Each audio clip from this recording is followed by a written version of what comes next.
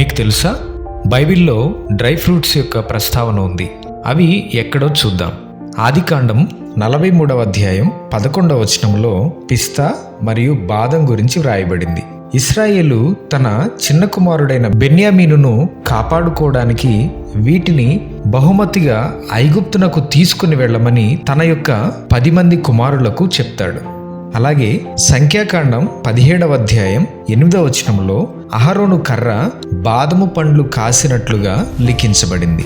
మొదటి సమూయేలు 25వ అధ్యాయం 18వ వచనంలో అబీగయలు దావీదుకు కానుకగా అంజూరపు పండ్లను తెచ్చింది. మొదటి సమూయేలు 30వ అధ్యాయము 11, 12 వచనాలలో బలహీనుడైన ఒక ఐగుప్తు సేవకునికి ఒక అంజూరపు రొట్టె 2 ఎండు ద్రాక్ష గెలలతో అతనికి ఆహారముగా ఇచ్చి బ్రతికించినట్లుగా లిఖించబడింది.